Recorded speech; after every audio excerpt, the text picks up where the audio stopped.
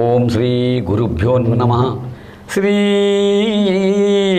ಜನಕಜ ರಮಣ ವಿಮಲ ಸರೋಜ ಸಂಭವ ಜನಕ ಅನುಪಮ ರಾಜಶೇಖರ ನಿಖಿಳಾಮರ ಕಿರೀಟ ಚಯ ರಾಜಿತಾಮಲ ಪದ ಪಂಕೇಜ ಆನತದನದಯಾಸುರ ಭುಜ ತೊರವೆಯರಾಯ ನರಹರಿ ಪಾಲಿಸುಗೆ ಜಗವಾ ಎಂಬುದಾಗಿ ಜಗತ್ತಿಗೆ ಗುರುವಾದ ಆ ಗುರುವನ್ನು, ಆ ಭಗವಂತನನ್ನು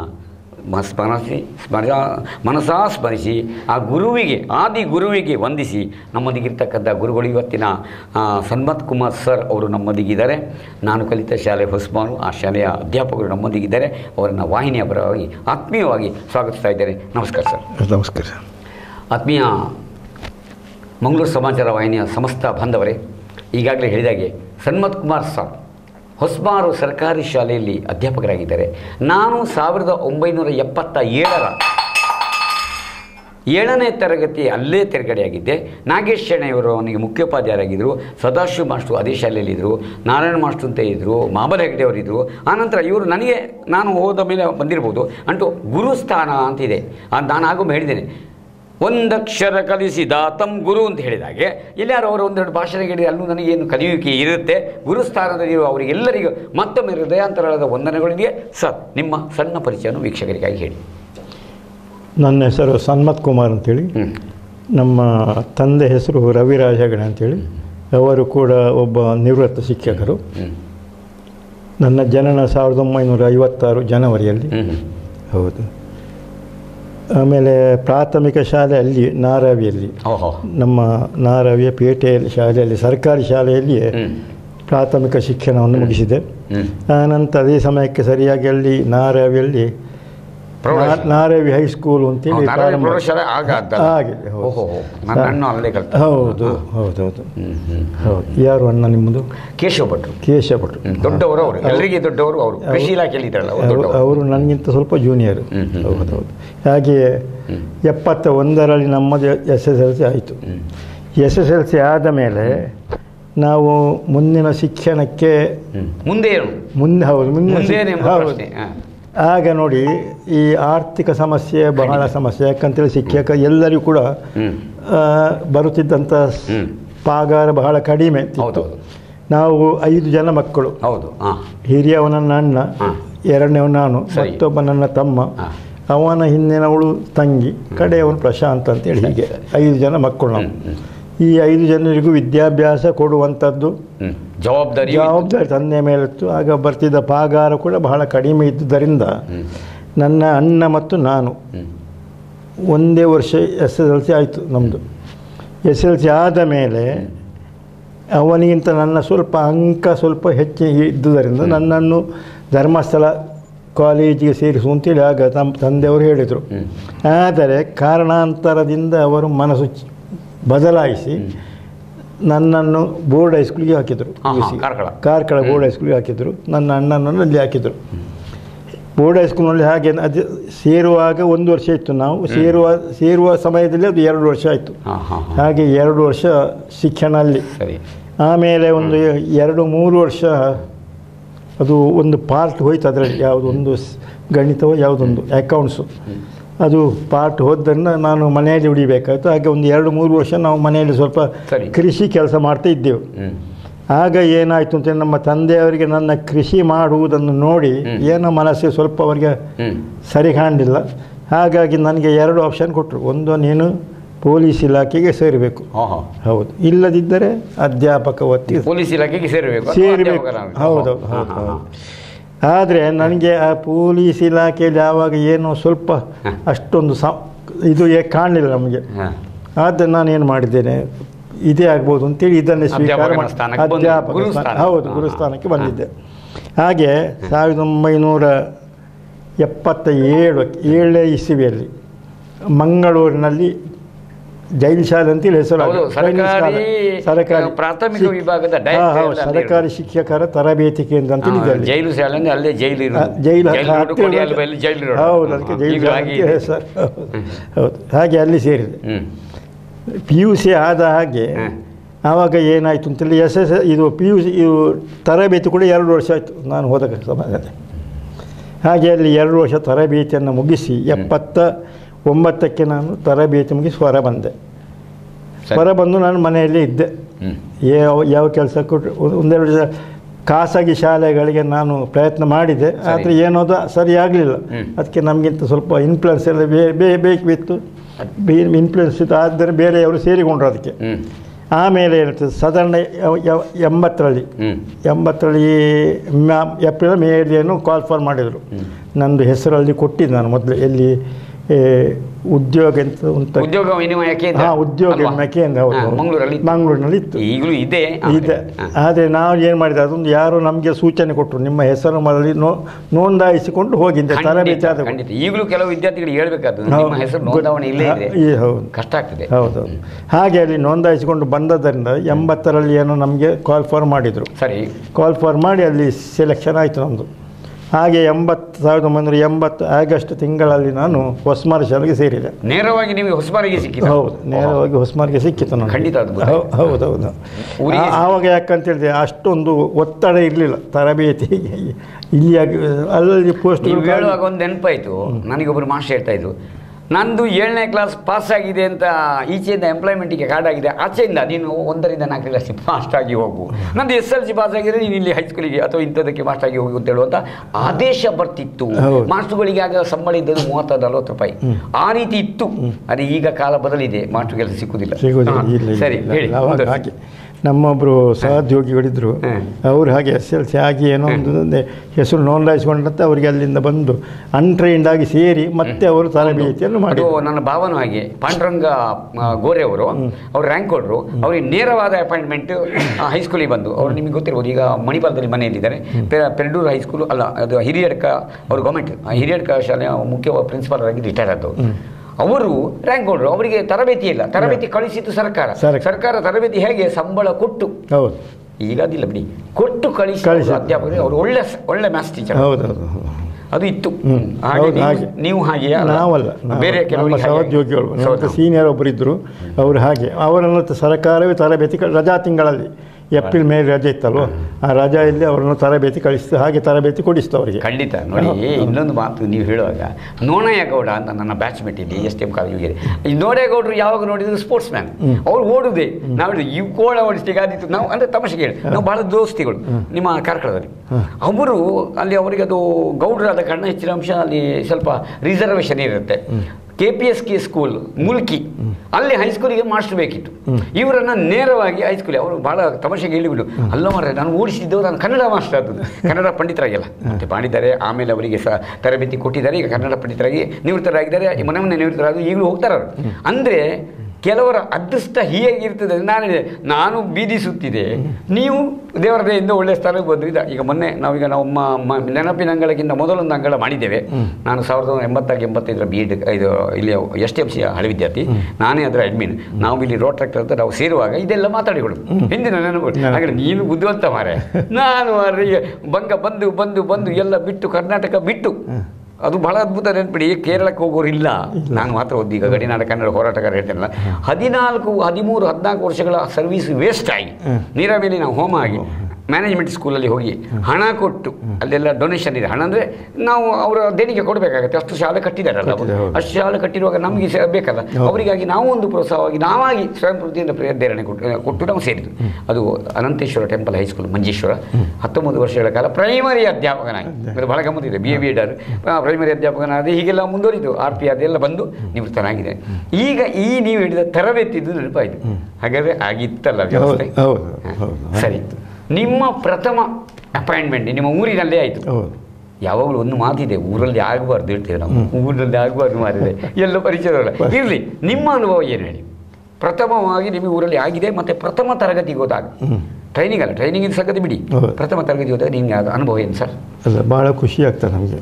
ಏನು ಯಾವುದೊಂದು ಇದಿಲ್ಲ, ಇಲ್ಲ ಅದು ಈಗ ಕೂಡ ನನಗೆ ಈಗ 7-8 ವರ್ಷ ಆದರೂ ಕೂಡ, ನಿವೃತ್ತನಾದರೂ ಕೂಡ, ಈಗಲೂ ಕೂಡ ನಾನು ಯಾವುದೇ ಒಂದು ಕ್ಲಾಸ್ ಕೊಟ್ಟರೆ ನಾನು ಕಂಡಕ್ಟ್ ಮಾಡ್ತೇನೆ ಅನ್ನುವಂಥ ಒಂದು ವಿಶ್ವಾಸ ಇದೆ ನಮ್ಮಲ್ಲಿ. ಮುಖ್ಯ ಶಿಕ್ಷಕನಿಗೆ ಬೇಕಾದ ಆತ್ಮವಿಶ್ವಾಸ ಮತ್ತು ಅವರಲ್ಲಿ ಸ್ವಲ್ಪ ಬಂಡವಾಳ ಇದ್ದರೆ ಮಕ್ಕಳನ್ನೊಂದು ಮುಂದಕ್ಕೆ ಕೊಂಡೋಗೋದು ಕಷ್ಟ ಆಗೋದಿಲ್ಲ. ಬಂಡವಾಳ ಇಲ್ಲದಿದ್ದರೆ ಮಾತ್ರ. ಬಂಡವಾಳ ಪಡಿಬೇಕು. ಹೌದು. ಶಿಕ್ಷಕ ಆದರೆ ಯಾರು ಗೊತ್ತಾ, ಅವ ಎಲ್ಲ ಕಲ್ತವಲ್ಲ, ಅವನು ನಿರಂತರ ವಿದ್ಯಾರ್ಥಿ ಎಂಬುದನ್ನು ತಿಳ್ಕೊಳ್ಬೇಕು. ಅದಕ್ಕೆ ನಾನು ಆಗಲೇ ಹೇಳಿದ ಗೊತ್ತಾ, ಶಿಕ್ಷಕನೂ ವಿದ್ಯಾರ್ಥಿಯೇ ಆಗಿದ್ದಾಗ ಅದು ಹೇಳಿದೆ. ಅದಕ್ಕೆ ನಾನು ಆಗ ಒಂದು ಮಾತು ಹೇಳಿದ್ದೇನೆ, teacher one who know something about every. ನನಗೆ ಅದು ಗೊತ್ತಿಲ್ಲ, ಕೆಲವು ಶಾಲೆಗಳಲ್ಲಿ ಉಂಟದು. ನಾನು ಹೇಳಿದೆ, ನೋಡಪ್ಪ ಅಲ್ಲಿ ಪಿ ಟಿ ಭಾಷೆಯಲ್ಲಿ ಹೋಗು, ನಾನು ಪಿ ಟಿ ಟ್ರೈನಿಂಗ್ ಅಲ್ಲ ನಾನು ಈ ಒಂದು ಸಂಘರ್ಷಗಳು ಆಗ್ತಾ ಇವೆ. ಸೈನ್ಸ್ ಮಾಡು, ನಾನು ಸೈನ್ಸ್ ಅಲ್ಲ, ನಾನು ಆರ್ಟ್ಸ್. ಆಯ್ತು, ಈ ಥರ ಹೇಳಲಿಕ್ಕೆ ಪ್ರಾಥಮಿಕ ವಿಭಾಗದಲ್ಲಿ ಅವಕಾಶ ಇಲ್ಲ, ಆದರೂ ಘರ್ಷಣೆಗಳು ಆಗ್ತವೆ. ಆಗ ಟಿ ಸಿ ಎಚ್ ಆದವರು ಯಾವುದೇ ಪಾಠ ಕೊಟ್ಟರು ಅದನ್ನು ನಿಭಾಯಿಸುವಷ್ಟು ಸಮರ್ಥರು ಆಗಬೇಕಿತ್ತು, ಕಲಿಯಬೇಕು. ಹೌದು.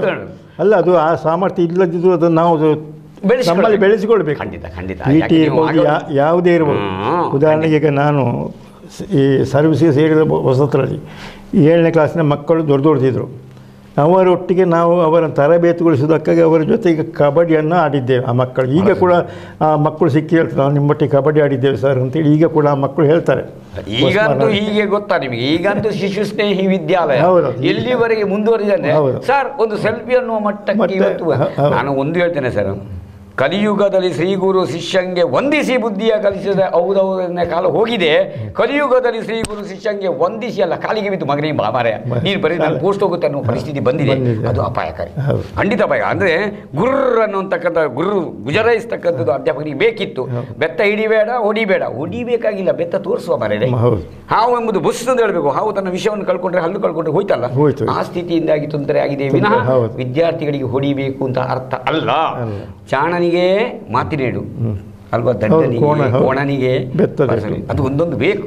ಅವನ ಭವಿಷ್ಯ ಅದನ್ನು ಸಂಪೂರ್ಣವಾಗಿ ಎಂಥದ್ದು ಬಂದಿದೆ ಇವತ್ತು, ಚೈಲ್ಡ್ ಲೈನು ಫಾಕ್ಸ್, ಅದಕ್ಕಿಂತ ಇದು ಬೇಕಿತ್ತು ಅಂತ ನಾನೇ ಪೆಟ್ಟಿದ್ದೀನಿ ಸರ್. ಇಲ್ಲಾಂದ್ರೆ ನಾನು ಸ್ವಲ್ಪ ಪೋಕ್ರಿ ಹೇಳಿದೆ, ನಾನು ನಾರಾಯಣ ಹೈಸ್ಕೂಲ್ನ ಸ್ಟೂಡೆಂಟೇ, ಪೆಟ್ಟಿದ್ದೀನಿ ಇಲ್ಲ ಅಂತ ಹೇಳಿದ್ರು. ನಮ್ಮದು ಪೋಕ್ರಿ ನನಗೆ ಗೊತ್ತಾಗಲ್ಲ ಯಾರಿಗೆ ಸಹ. ಅಂದರೆ ಅದು ತಪ್ಪು ಅಂತ ಹೇಳಿದ್ರು. ಆದರೆ ನೀವು ಹೇಳಿದಾಗೆ ಅಧ್ಯಾಪಕನಾದವ ಎಲ್ಲವನ್ನು ಸ್ವಲ್ಪ ನನಗೆ ಗೊತ್ತಿಲ್ಲ ಹೇಳಬಾರ್ದು. ಇಲ್ಲದಿದ್ದರೆ ನನಗೆ ಗೊತ್ತಿಲ್ಲ ಇದ್ರೆ ಏನು ಮಾಡಬೇಕು, ನಾನು ನಾಳೆ ಕಲಿತು ಹೇಳ್ತೇನೆ, ಏನು ಬೇಜಾರಿಲ್ಲ, ನಾನು ತಿಳ್ಕೊಂಡು ಹೇಳ್ತೇನೆ. ನೋಡಿ, ಕೆಲವೊಮ್ಮೆ ಅದು ಟೆಕ್ನಿಕ್. ನಾನು ಬರ್ದದ್ದನ್ನು ಮಗು ಇದ್ದು ಅಂತ ಹೇಳಿದೆ, ಸರ್ ಅಲ್ಲಿ ತಪ್ಪುಂಟು. ಇಷ್ಟು ಜನರಲ್ಲಿ ನಿನಗೆ ಗೊತ್ತಾಗಿದೆ ಮಗನೇ, ನೀನು ಹುಷಾರ್, ವೆರಿ ಗುಡ್. ನಾನೇ ಮಾಡಿದ ತಪ್ಪು, ನನಗೆ ಗೊತ್ತಿಲ್ಲದಾದ್ದು ನನ್ನ ಆದರೆ ನಾನು ಹೇಳೋದೇನು ಹೇಳ್ತೇವೆ, ಯಾಕಂದರೆ ಆ ಚಿಕ್ಕ ಮಕ್ಕಳಿಗೆ ಗೊತ್ತಿರೋದಿಲ್ಲ. ಅವರು ಅಧ್ಯಾಪಕ ತಪ್ಪು ಮಾಡಿದಂತ ಅನ್ನಿಸಬಾರ್ದು, ವೆರಿ ಗುಡ್, ಅವನಿಗೆ ಶಾಬಾಷ್ಗಿರಿ ಕೊಟ್ಟು ಚಪ್ಪಾಳಿ ತಟ್ಟುವಾಗ ಅವನಿಗೆ ಖುಷಿ ಆಗುತ್ತೆ, ಮಕ್ಕಳಿಗೆ ಅನ್ನಿಸ್ತೇವೆ, ಹೌದಲ್ಲ ಮಾಸ್ಟರ್ ಈಗ ಪರೀಕ್ಷೆ ಮಾಡ್ತಾರೆ, ಪರೀಕ್ಷೆ ಬೇರೆ ಇರ್ತದೆ, ಇರಲಿ ಸಂತೋಷ. ಈಗ ನಿಮಗೆ ಪ್ರಥಮವಾದ ಅನುಭವ ಇದೆ. ನೀವು ಎಷ್ಟೇ ಕ್ಲಾಸಿಗೆ ಪಾಠ ಮಾಡ್ತೀರಿ? ನಾನು ಕೆಳಗಿನ ಕ್ಲಾಸಿಗೆ ಕಡಿಮೆ, ಆವಾಗನಿಂದಲೂ 5, 6, 7 5, 6, 7ಕ್ಕೆ. ಯಾವೆಲ್ಲ ಸಬ್ಜೆಕ್ಟ್ ನಿಮಗೆ ಇಷ್ಟ ಮತ್ತು ಯಾವುದನ್ನು ಕಲಿಸಿದ್ರಿ? ನಮಗೆ ಸಬ್ಜೆಕ್ಟ್, ನಾನು ನಾಗೇಶಣ್ಣ ಇರುವಾಗ ಇಂಗ್ಲೀಷನ್ನು ಅವರೇ ಮಾಡ್ತಿದ್ರು. 5, 6, 7ಕ್ಕೆ ಅವರೇ ಬಹಳ ಆಸಕ್ತಿ, ಒಳ್ಳೆ ಮಾಡ್ತಿದ್ರು. ಆಮೇಲೆ ಮಹಾಬಾಲಗಡೆ ಮಾಸ್ಟರ್ ಇದ್ದರು. ಹೌದೌದು, ಅವರು ಸಮಾಜ ಮತ್ತು ಕನ್ನಡ ಅವರೇ ಗೊತ್ತು ಅವರು ನಮಗೆ ಇದ್ರು. ನೀವು ಹೇಳಿದಾಗೆ ನಾರಾಯಣ ಪೂಜಾರಿ, KP ನಾರಾಯಣ ಅಂತ ಹೇಳಿದ್ರು ಮಾಸ್ಟರು. ಅವರು ಸೈನ್ಸೇ ಮಾಡೋದು. ಹೌದು, ಕರೆಕ್ಟ್. ಹಾಗಾಗಿ ನಾನು ಯಾವುದು ಅಂತೇಳಿ ಹಿಂದಿ ಮಾಡಲಿಕ್ಕೆ ಹೋಗ್ತದೆ. ಫಸ್ಟ್ ಹಿಂದಿ ಮತ್ತು 5, 6 ಕನ್ನಡಕ್ಕೆ ಹೋಗ್ತಿದ್ದೆ ಅಷ್ಟೇ. ಹೌದು, ಹೆಚ್ಚಾಗಿ ಹಿಂದೆ 6, 5, 6, 7ಕ್ಕೆ ಹಿಂದಿ ಮಾಡ್ತಿದ್ದೆ ನಾನು. ಹೌದು, ನೀವು ರಾಷ್ಟ್ರೀಯ ಜನ, ಯಾಕೆಂದರೆ ರಾಷ್ಟ್ರದ ಭಾಷೆ ಅದು. ಹೌದು, ನ್ಯಾಷನಲ್ ಲ್ಯಾಂಗ್ವೇಜ್. ನ್ಯಾಷನಲ್ ಲ್ಯಾಂಗ್ವೇಜ್ ಕಲಿಸಿದವರು ನೋಡಿ. ಅಧ್ಯಾಪಕನಾದವರು ಎಲ್ಲವನ್ನ ಕಲಿಸಲೇಬೇಕು, ಅದು ಇದಿಲ್ಲ. ಆ ವ್ಯವಸ್ಥೆಗೆ ಹೊಂದಾಡಿಕೊಂಡು ಯಾವುದು ಉಳಿದೆ ಯಾವುದು ಉಳಿಬಾರ್ದು ಮಾಡಿದ್ದೀರಾ, ಒಳ್ಳೆಯ ಕೆಲಸ ಮಾಡಿದ್ದೀರಾ. ಒಟ್ಟು ಎಷ್ಟು ಸೇವಾವಧಿ? ನಮ್ಮದು 36 ವರ್ಷ. 36? ಅದ್ಭುತ. ಹೌದು. ನೋಡಿ, ಫುಲ್ ಪೆನ್ಷನ್ಗೆ ಇರೋದು ಇಲ್ಲಿ 33 ಇತ್ತು, ಈಗ 30ಕ್ಕೆ ಹೇಳ್ತಿದೆ ಅಲ್ಲ ಫುಲ್ ಪೆನ್ಷನ್ಗೆ. ಅಂಥದ್ದು ಫುಲ್ ಪೆನ್ಷನ್ ಬಿಡಿ, ಅದಕ್ಕಿಂತ ಹೆಚ್ಚು. ಅವರು 39, ನೀವು 36. ನಿಮ್ಮಲ್ಲಿ 3 ವರ್ಷ ವ್ಯತ್ಯಾಸ ಉಂಟು ಅಂತ ಅಲ್ಲ, ಇದರಲ್ಲಿ ಹೇಳಿದ್ರು ಸರ್ವಿಸಲ್ಲಿ. ಅಂದರೆ ಅಧ್ಯಾಪಕರಾಗಿ ನೀವು ಒಳ್ಳೆ ಸೇವೆಯನ್ನು ಮಾಡಿದ್ರಿ. ಮದುವೆ ಎಷ್ಟರಲ್ಲಿ ಆದ್ರಿ? ಅದು ಅಧ್ಯಾಪಕಿಯೇ ಬೇಕು ಅಂತ ಆದ್ರ? ಹೌದು, ಅದೇ ಇತ್ತು ನಮ್ಮಲ್ಲಿ. ಯಾಕಂತೇಳಿದರೆ ಅಧ್ಯಾಪಕಿಯನ್ನೇ ಹುಡುಕಿ ಆವಾಗ ನಮ್ಮ ಸಮಸ್ಯೆ ಕೂಡ ಹಾಗೆ ಇತ್ತು. ಆರ್ಥಿಕವಾಗಿ ಸ್ವಲ್ಪ ಏನಾದರೂ ನಮಗೆ ಬೆಂಬಲ ಸಿಗಬಹುದು ಎನ್ನುವಂಥ ಒಂದು ಅಪೇಕ್ಷೆಯಿಂದ ನಾವು ಪರಿಚಯದವರನ್ನೇ ಆದ್ರೆ ಅಲ್ಲ ದೂರದ? ಇಲ್ಲ, ಪರಿಚಯ ಮತ್ತೆ ಆದದ್ದು. ಅದು ಹೊಸಮಾರಿಗೆ ಅವರು ಮಿಸ್ಸಸ್ ಶಾಲೆ ಹತ್ತಿರ ಇತ್ತು, ಪುಚ್ಚಬೆಟ್ಟು ಶಾಲೆ ಅಂತ. ಅಲ್ಲಿ ಒಬ್ಬರು ವಸಂತರಾಯ ಮಾಸ್ಟರ್ ಅಂತೇಳಿ, ವಸಂತರಾವ್ ಅಂತೇಳಿ, ಸುಲ್ಕೇರಿ ಅವರು, ನಿಮ್ಗೆ ಗೊತ್ತಿರಲಿಕ್ಕೆ ಸಾಕು. ಸುಲ್ಕೇರಿ ಅವರು ರಿಟೈರ್ಡ್ ಟೀಚರ್. ಹೌದು, ವಸಂತರಾವ್ ಅಂತೇಳಿ. ಅವರ ತಮ್ಮ ಶ್ರೀಪತಿ ಚಂದ್ರಶೇಖರ್ ಭಟ್ ಅಂತೇಳಿ ಅವರ ಅಣ್ಣ. ಹೌದು, ಎಲ್ಲ ಟೀಚರ್ಸ್ ಅವರು ಕೂಡ. ಹೌದು ಹಾಗೆ ಖಂಡಿತವಾಗಿ ಒಳ್ಳೆಯ ಮಾತನ್ನು ಹೇಳಿದ್ದೀರಾ. ಹೌದು. ಯಾವಾಗಲೂ ಹಾಗೆ ಸರ್, ಬದುಕು ಜಟಕ ಬಂಡಿ ವಿಧಿ ಅದರ ಸಾಹೇಬ, ಮದುವೆಗೂ ಮಸಣೆಗೂ ಅವನೆನಿಸಿದಂತೆ ನಾವೆಲ್ಲ ನಿಮಿತ್ತ ಮಾತ್ರ, ನಾನು ಮಾಡಿದೆ ಸುಳ್ಳು ಇಲ್ಲ ಭಗವಂತ ನಡೆಸುವಂಥದ್ದು. ಖಂಡಿತವಾಗಿ ಒಳ್ಳೆ ಮಾತಲ್ಲಿ ನಿಮಗೆ ಇಷ್ಟವಾದ ಹಾಗಾದರೆ ಇಷ್ಟವಾದ ಪಾಠ ಯಾವುದಾಗಿತ್ತು? ಅದು ಹಿಂದಿಯೇ ಆಗಿತ್ತು ಅಥವಾ ಅದು ಅಲ್ಲದೆ? ನಮಗೆ ಇಷ್ಟವಾದದ್ದು ಕನ್ನಡ ಪಾಠ. ಕನ್ನಡ ಪಾಠ. ಹೌದು. ಅವಕಾಶ ಸಿಕ್ಕಿದ ಕನ್ನಡ ಪಾಠ? ಮಾಡಿದ್ದೇನೆ ನಾನು. ಹೌದು. ಈ HM ಆದ ಮೇಲೆ 2007ರಲ್ಲಿ ನಾನು HM ಆದೆ. ಯಾವುದು ಪದವಿ ಇದು ಇಂಥ ಬಡ್ತಿ ಹೊಂದಿ ಪದೋನ್ನತಿ ಹೊಂದಿ. ಹೌದು, ಪದೋನ್ನತಿ ಹೊಂದಿ 2007ರಲ್ಲಿ ನಾನು ಮುಖ್ಯ ಶಿಕ್ಷಕ. ಅದರ ಮೊದಲು 2004ರಿಂದ 2007ರವರೆಗೆ ನಾವು ಇಲ್ಲಿದ್ದೆವು. ಇಲ್ಲಿ ಗುಮ್ಮೆತ್ತು ಶಾಲೆ ಅಂತೇಳಿ, ಅಲ್ಲಿ ಹೌದು, ಅಲ್ಲಿ 1ರಿಂದ 5ನೇ ಕ್ಲಾಸ್ವರೆಗಿತ್ತು. ಹಾಗೆ ಅಲ್ಲಿ ಕೂಡ 4-5ಕ್ಕೆ ಕನ್ನಡ ಮಾಡಿದ್ದೆ ನಾನು, ಒಂದು 4-5ಕ್ಕೆ. ಮತ್ತೊಂದು ಅತಿ ಶಿಕ್ಷಕರಿದ್ದರು, ಅವರು ಬಾಕಿ ಕ್ಲಾಸ್ ಮಾಡ್ತಿದ್ರು. ಆ ಕಾಲಕ್ಕೆ ಏಕೋಪಾಧ್ಯಾಯ ಶಾಲೆ ಇತ್ತಲ್ಲ. ನಾನು ನೋಡಿ 1980ರಲ್ಲಿ ನಾನು ಸರ್ವಿಸ್ ಸೇರಿದ್ದು ಸೇವೆಗೆ. 81ರಲ್ಲಿ ಅಲ್ಲಿ ಹತ್ತಿರ ನಮ್ಮ ಊರಿಗೆ ಹೊಸಮಾರಿಗೆ ಹತ್ತಿರ ಒಂದು ಗುಮ್ಮೆತ್ತು ಅಲ್ಲ ಮತ್ತು ಅಳಿಯೂರಿನ ಹತ್ತಿರ ಬೋರುಗುಡ್ಡೆ ಶಾಲೆ, ಆ ಶಾಲೆಯನ್ನು ಸ್ಥಾಪನೆ ಮಾಡಿದ್ದೆ ನಾನು. ಹೌದು. ಯಾಕಂತೇಳಿದ್ರೆ ಅಲ್ಲಿ 2-3 ಜನ ವಿದ್ಯಾಭಿಮಾನಿಗಳಿದ್ದರು. ಅವರು ಏನು ಮಾಡಿದರು, ಆವಾಗ ಅಲ್ಲಿ ಅಳಿಯೂರಿನಲ್ಲಿ ಶಾಲೆ ಇತ್ತು, ಅಲ್ಲಿ ಒಬ್ಬರು ಮುಖ್ಯ ಶಿಕ್ಷಕರಿದ್ದರು. ಅವರ ಏನು ಇದು ಸರಿ ಇರಲಿಲ್ಲ, ಶಿಕ್ಷಣದ ಮಟ್ಟ ಶಾಲೆಯದ್ದು ಸರಿ ಕುಸಿದಿತ್ತು ಅಂತೇಳಿ ಹೊಸಮಾರಿಗೆ ಬಂದು ನಮ್ಮ ನಾಗೇಶ್ ಅವರನ್ನು ಭೇಟಿಯಾಗಿ ನಾವು ಶಾಲೆ ಮಾಡ್ತೇವೆ, ನಿಮ್ಮಲ್ಲಿಂದ ಒಬ್ಬರು ನಮಗೆ ಕಳಿಸಿಕೊಡ್ಬೇಕು ಅಂತ ಹೇಳಿದರು. ಹಾಗೆ ಆವಾಗ ಯಂಗೆಸ್ಟ್ ಎಳೆಯ ಶಿಕ್ಷಕನಾಗಿದ್ದದ್ದು ನಾನು. ಹಿರಿಯರೆಲ್ಲರೂ ಸೇರಿ ನನ್ನನ್ನು ಅಲ್ಲಿ ಡೆಪ್ಟೇಷನ್ ನಿಯೋಜನೆ ಮಾಡಿ ಕಳಿಸಿಕೊಟ್ರು.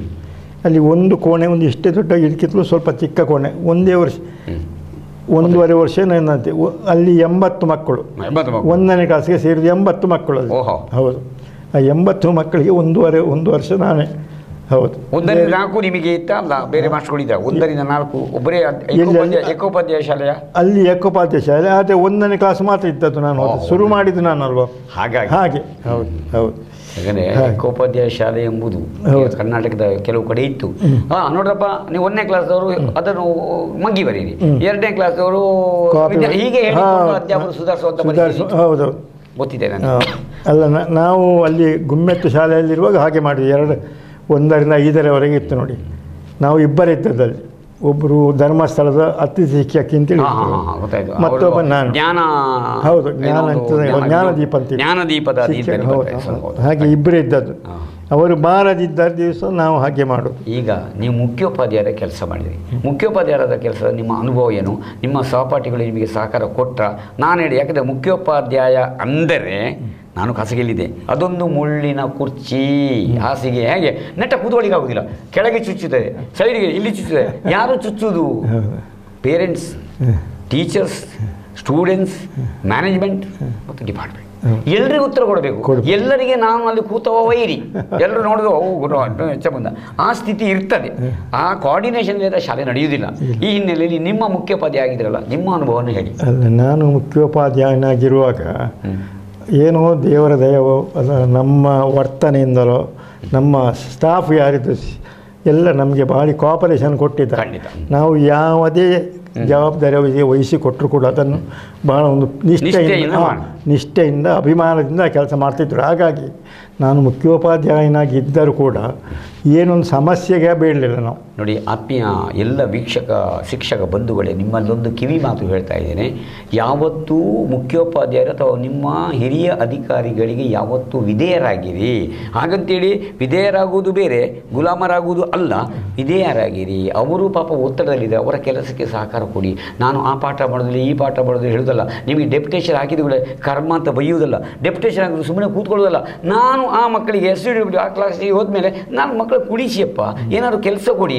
ಆದರೆ ಇತ್ತೀಚಿನ ಜನಮಾನಸದಲ್ಲಿ ಅಧ್ಯಾಪಕರು ಸ್ವಲ್ಪ ವಿಘಟನೆ ಆಗ್ತಾ ಇರೋದು ಕಾಣ್ತಾ ಇದ್ದೇವೆ.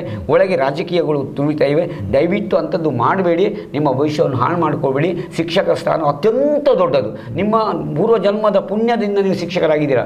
ಯಾಕೆ ಹೇಳ್ತಾ ಇದ್ದೇನೆ ಅಂದರೆ, ನಾನು ಭಾಳ ಕಡಿಮೆ ಸಂಬಳಕ್ಕೆ ಖಾಸಗಿಯಲ್ಲಿ 500 ರೂಪಾಯಿಯ ಮುಖ್ಯೋಪಾಧ್ಯಾಯ ನಾನು ಮಕ್ಕಳಲ್ಲಿ ತೋರಿಸಲಿಲ್ಲ. 500 ರೂಪಾಯಿದು ಹಾಗಂತ ಅರ್ಧ ಬಟ್ಟೆ ಹಾಕಲಿಲ್ಲ.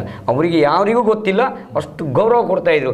ನಮ್ಮ ಪರಿಸ್ಥಿತಿ ನಮಗೆ ಗೊತ್ತು. ನನ್ನ ಮನೆಯ ಪರಿಸ್ಥಿತಿಯನ್ನು ಅಲ್ಲಿ ತೋರಿಸ್ತಾ ಇರಲಿಲ್ಲ. ಆದ್ದರಿಂದ ನನ್ನನ್ನು ಮಕ್ಕಳು ಎಲ್ಲರೂ ಪ್ರೀತಿಸ್ತಾ ಇದ್ರು. ನಾನು ಇಂಗ್ಲೀಷ್ ಅಧ್ಯಾಪಕ ಅಂತ ನನಗೆ ಎಲ್ಲ ಕಡೆ ಗೌರವ. ಕರ್ನಾಟಕದ ಅಧ್ಯಕ್ಷ ಸಿಕ್ಕಿದೆ. ಕೇರಳಕ್ಕೆ ಹೋದ್ಮೇಲೆ ನಂದು ಬೇರೆ ಬಿಡಿ, ಅವ್ರಿಗೆ ಗೊತ್ತಿಲ್ಲ ನಾನು ಇಂಗ್ಲೀಷ್ ಮಾಸ್ಟರ್ದು, ಅಲ್ಲಿ ಗೊತ್ತಿಲ್ಲ. ಅಲ್ಲಿ ಇಂಗ್ಲೀಷ್ ಒಂದು ಕ್ಲಾಸ್ ತಗೊಳ್ತಾ ಇದ್ದದ್ದು, ಅವ್ರಿಗೆ ಗೊತ್ತು ಕನ್ನಡ ಮಾಸ್ಟರ್ಗೆ ಮಾತ್ರ. ಯಾಕೆ ಹೇಳ್ತೇನೆ ಅಂದರೆ, ನಮ್ಮ ಸಮಸ್ಯೆಯನ್ನು ಅಲ್ಲಿ ಬಿಂಬಿಸಬೇಡಿ. ಇಲ್ಲಿ ಶಾಲೆಯಲ್ಲಿ ಸಮಸ್ಯೆ ಆದರೆ ಮನೆಯ ಹೆಂಡತಿ ಬೈಯೋದು ಅಂತೆ, ಹೀಗೂ ನಡೀತದೆ. ಅಲ್ಲಿ ಇದಾದರೆ ಇಲ್ಲಿ ಅಂಥದ್ದು ಮಾಡಲೇಬಾರದು. ನಮ್ಮನ್ನು ನಾವು ತಾಳಿದವನು ಬಾಳಿಯಾನು ಅಂತಕ್ಕಂಥ ಮಾಹಿತಿ ಹೇಳಿದ. ಅಧ್ಯಾಪಕರೇ, ಮುಖ್ಯೋಪಾಧ್ಯಾಯರಿಗೆ ಸಹಕಾರ ಕೊಡಿ. ಆಡಳಿತ ಮಂಡಳಿ ಯಾರೇ ಆಗಲಿ ಸಹಕಾರ ಕೊಡಿ. PTA ಎದುರು ಮಾತಾಡಬೇಡಿ, ಅನ್ನಿಂದ ವಿದ್ಯಾಭ್ಯಾಸ ಕಮ್ಮಿ ಅಂತ ಹೇಳಬೇಡಿ. ದಯವಿಟ್ಟು ಹಾಗಿದ್ದಾಗ ಸಮುದಾಯದತ್ತ ಶಿಕ್ಷಣ ಇವತ್ತು ಒಳ್ಳೆಯದಾಗ್ತದೆ ಎಂಬ ಮಾಹಿತಿಯನ್ನು ಹೇಳ್ದ.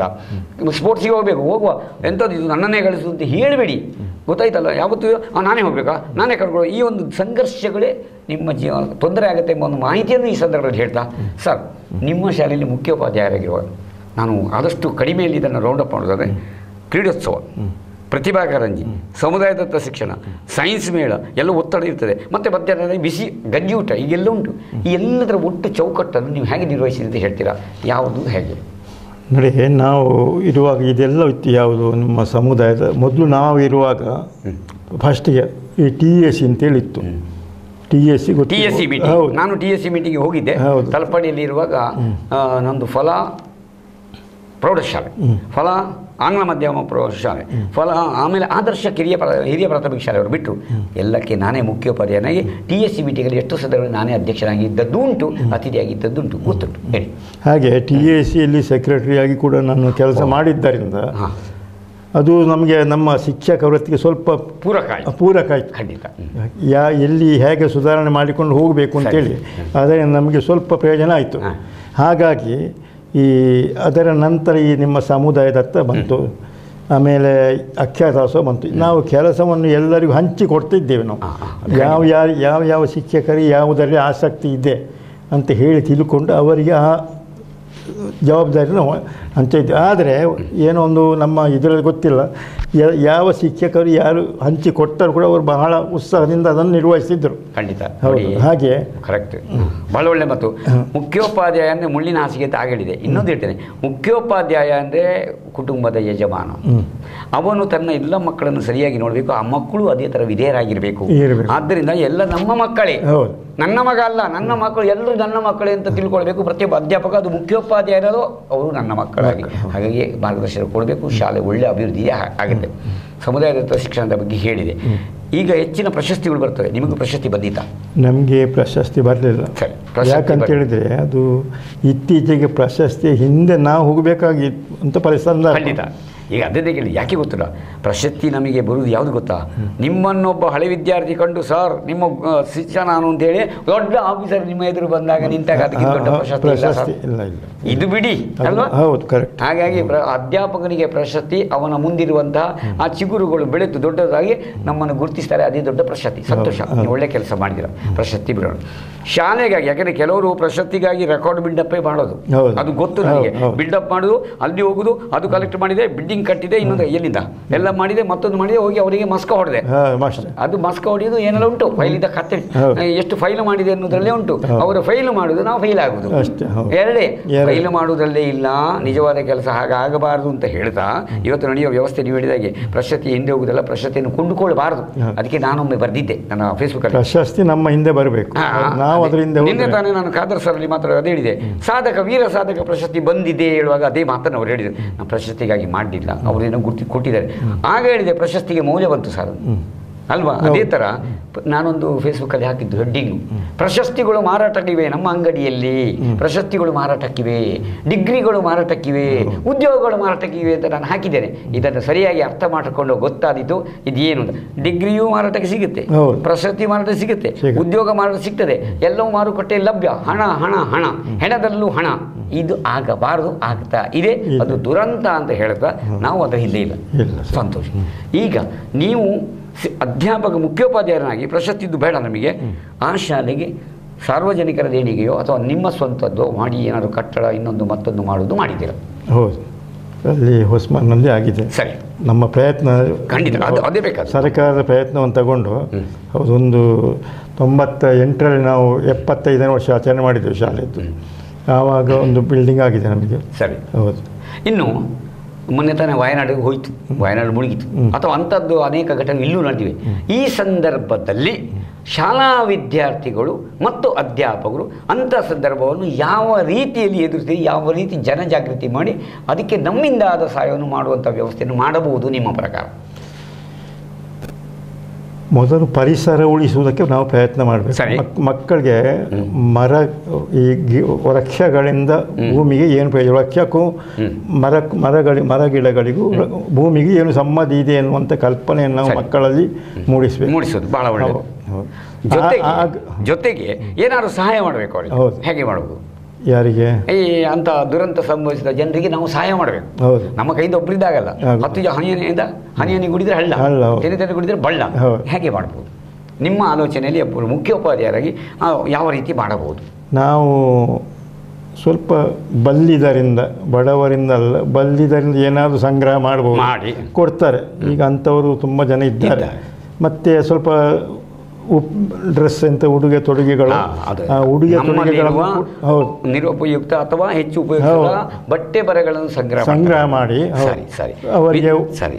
ಯಾಕೆ ಹೇಳಿದೆ ಈ ಮಾತು ಬಹಳ ಪ್ರಸ್ತುತ. ಈಗ ಅಧ್ಯಾಪಕರಿಗೆ ಸರ್ಕಾರ ಹೇಳುತ್ತೆ, ನಿನ್ನ ಒಂದು 5 ದಿನದ್ದು ಅಥವಾ 2 ದಿನದ್ದು ಕೊಡಿ ಅಂತ ಹೇಳುವಾಗ ಜನ ಬೊಂಬು ಹಿಡಿತಾರೆ. ಎಂಥದ್ದು ಸರ್ಕಾರ ಕಿತ್ತೋಳು?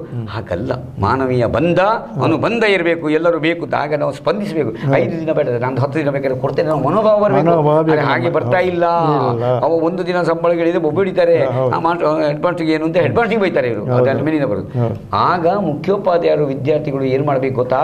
ನನ್ನ ಪ್ರಕಾರ ನಾನು ಈಗಾಗಲೇ ಹೇಳಿದ್ದೇನೆ, ಸಾರ್ವಜನಿಕ ಜಾಥಾ ಹೋಗಿ ಜಾಗೃತಿ ಮಾಡಿ, ಸಾರ್ವಜನಿಕರಿಂದ ಅವನು ಬಂದ ಹಣವನ್ನು ಸಂಗ್ರಹ ಮಾಡಿ, ನಿಮ್ಮ ಮನೆಗಳಲ್ಲಿರ್ತಕ್ಕಂಥ ಬಟ್ಟೆ ಬರೆಗಳನ್ನು ಜೋಡಿಸಿ ಕೊಡಿ. ಅಷ್ಟೇ ಅಲ್ಲ, ವಿದ್ಯಾರ್ಥಿ ಹೇಗೆ ಮಾಡಬಹುದು ಎಂಬುದನ್ನು ಹೇಳಿದ್ದೇನೆ. ನಿನ್ನಲ್ಲಿ ಹಳೆಯ ಪುಸ್ತಕ ಉಂಟಲ್ಲ ಮಾರಾಯ, ಅರ್ಧ ಉಪಯೋಗಿಸುತ್ತಲ್ಲ, ಆ ಮಗುವಿನ ಪುಸ್ತಕ ಹೋಗಿದೆ, ಅದನ್ನು ತೆಗೆದು ಬೈಂಡ್ ಪುಸ್ತಕ ಅಲ್ಲ, ಪುಸ್ತಕವನ್ನು ಬೈಂಡ್ ಮಾಡಿ ಕೊಡು ಸಾಕು. ಅಥವಾ ನಿನ್ನಲ್ಲಿ ಪೆನ್ನು ಎಕ್ಸ್ಟ್ರಾ ಇದೆ ಕೊಡು, ಆ ಮಗುವಿಗೆ ಏನಿಲ್ಲ ನಿನ್ನಲ್ಲಿ. ಅದು ಈ ತಿಳುವಳಿಕೆಯನ್ನು ಮಕ್ಕಳಿಗೆ ಕೊಡಬೇಕು. ತನ್ಮೂಲಕ ನನಗೂ ಸಾಮಾಜಿಕ ಜವಾಬ್ದಾರಿ ಇದೆ ಎಂಬುದನ್ನು ತೋರಿಸಿಕೊಳ್ಳುವ ಶಾಲೆಯ ಮುಖ್ಯೋಪಾಧ್ಯಾಯರು, ವಿದ್ಯಾರ್ಥಿಗಳು, ಅಧ್ಯಾಪಕರು, ಸಮೂಹದ ಕರ್ತವ್ಯ ಅಲ್ವಾ? ನಾನು ಒಂದು ಉದಾಹರಣೆ ಹೇಳಿಬಿಟ್ಟು ಬಿಡ್ತೇನೆ. ನಾನು ಫಲಶಾಲೆ ಹೆಚ್ಚಮಾಗಿದ್ದವಾಗ, ಈಗ ಮೊನ್ನೆ ಸಿಕ್ಕಿರೋರು ಒಂದು ಹುಡುಗಿ 4ನೇ ಕ್ಲಾಸಿನ ಮಗು, ಅವರಿಗೆ ತೆರೆದ ಹೃದಯದ ಚಿಕಿತ್ಸೆ ಆಗಿದೆ. ಆ ಹೆಂಗಸಿಗೆ ಪಾಪ ಒಂದೇ ಒಬ್ಬಳು ಮಗಳು, ಈಗಾಗಲೇ ವಿಧವೆ. ಏನು ಮಾಡೋದು? ನನ್ನಲ್ಲಿ ಬಂದು, ಸರ್ ಹೀಗೀಗೆ ಆಗಿದೆ ಸರ್, ನಾನು ಏನು ಮಾಡೋದು? ನನಗಿರೋದು ಭಾಳ ಕನಿಷ್ಠ 8 ರೂಪಾಯಿ ಸಂಬಳ, ನಾನು ಹೇಗೆಪ್ಪ ಮಾಡೋದು? ನಾನು ಧೈರ್ಯ ಕೊಟ್ಟೆ, ಮೇಡಮ್ ಏನೇ ಇರಲಿ ನಾನು ನಿಮ್ಮೊಂದಿಗಿದ್ದೇನೆ, ನಮ್ಮಿಂದ ಆದ ಸಹಾಯ ಮಾಡ್ತಾ ಇದ್ದೇವೆ. SMನಲ್ಲಿ ಎಲ್ಲರಿಗೆ ಅನೌನ್ಸ್ ಮಾಡಿದೆ, ನಿಮ್ಮಿಂದ ಆದ ಕೊಡುಗೆ ಕೊಡಿ, ನಿಮ್ಮದೇ ಒಂದು ಸಹಪಾಠಿ 4ನೇ ಕ್ಲಾಸಿನ ಮಗು ಅಂತ ಹೇಳಿದೆ.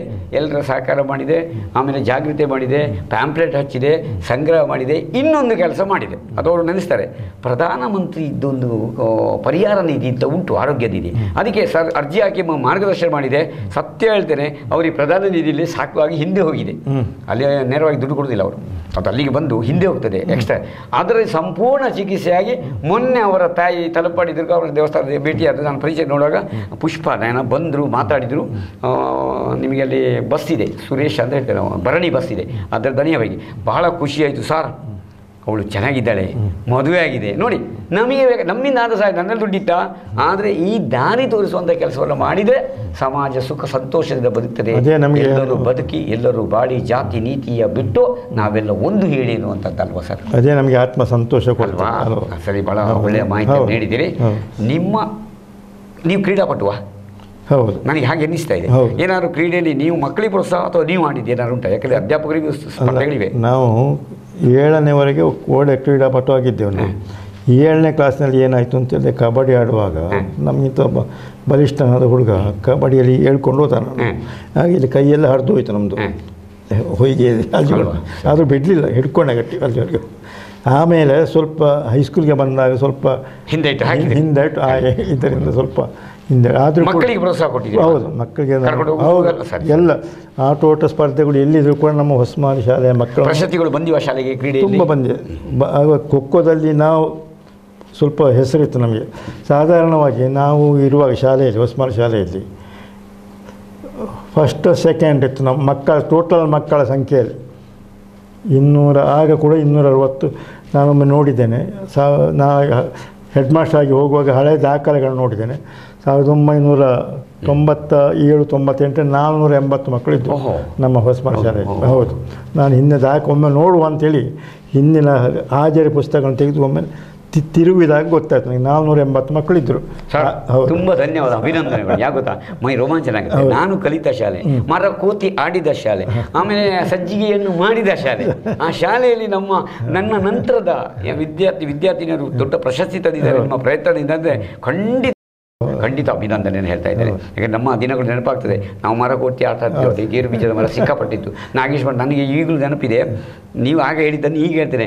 ತಿನ್ನಲಿಕ್ಕೆ ಗತ್ತಿಲ್ಲ, ಹಾಕಲಿಕ್ಕೆ ಅಂಗಿ ಚಡ್ಡಿ ಇಲ್ಲ. ಮೊನ್ನೆ ನಾನು ಹೇಳಿದ್ದೇನೆ ಎಷ್ಟು ಬಿಡಿಸಲಿ.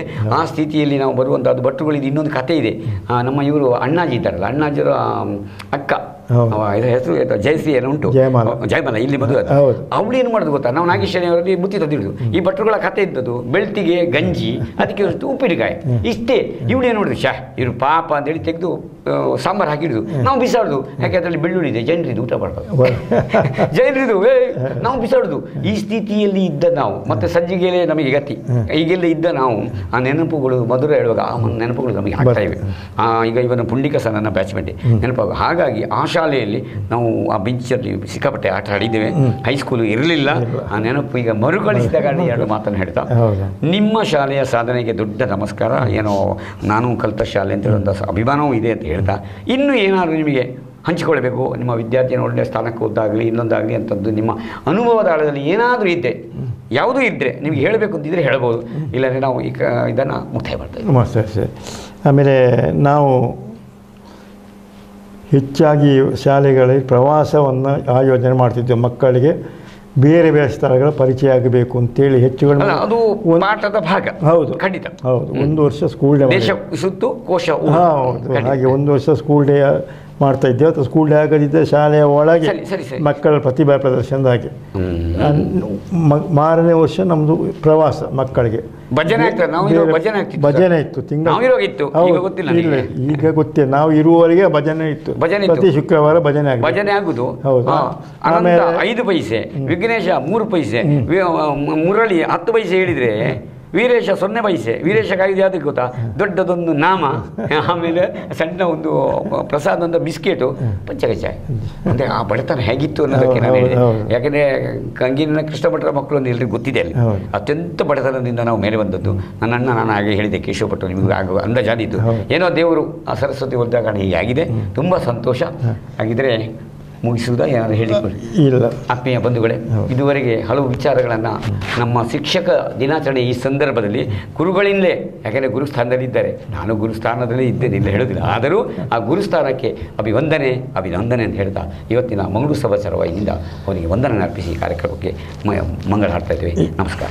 ಒಂದು ಅವಕಾಶಕ್ಕಾಗಿ ತಮಗೆ ನಮ್ಮ ಹೃತ್ಪೂರ್ವಕ ಧನ್ಯವಾದಗಳನ್ನು ಸಲ್ಲಿಸ್ತೇನೆ.